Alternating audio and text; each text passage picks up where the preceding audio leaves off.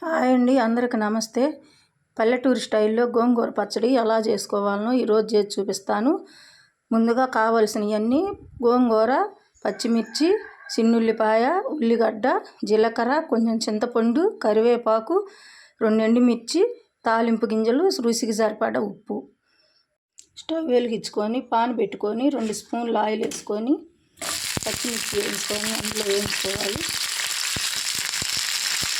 అలాగే జీలకర్ర కూడా వేయాలి.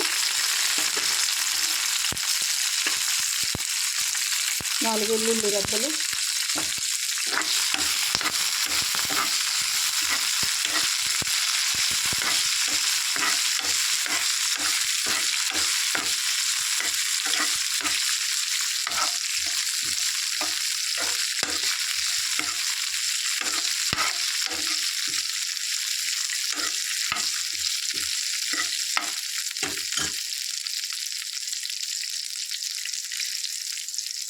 పచ్చిమిర్చి అయిపోయినాయి. ఇది తీసి మిక్సీ గిన్నెలో వేసుకొని ఇప్పుడు గోంగూర వేసుకొని వేయించుకోవాలి. అదే ప్యాన్లో ఆ నూనెలోనే గోంగూర వేసి వేయించుకోవాలి.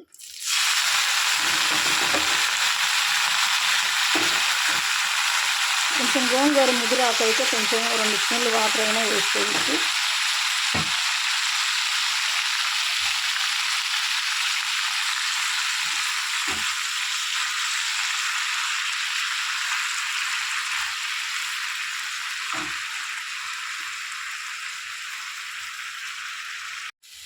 గోంగూర కొంచెం వేగనిచ్చి చింతపండు కూడా వేసుకోవాలి.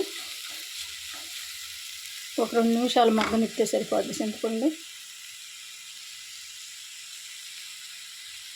పచ్చిమిర్చి, గోంగూర, చింతపండు వేసేసి ఎల్లిపాయ వేసి సాల్ట్ వేసి మిక్సీ పట్టేసి పల్లెటూరు స్టైల్లో గోంగూర పచ్చడి రెడీ అయిపోయింది. మీకు నచ్చితే లైక్ చేయండి, సబ్స్క్రైబ్ చేయండి. మీరు కూడా ట్రై చేయండి.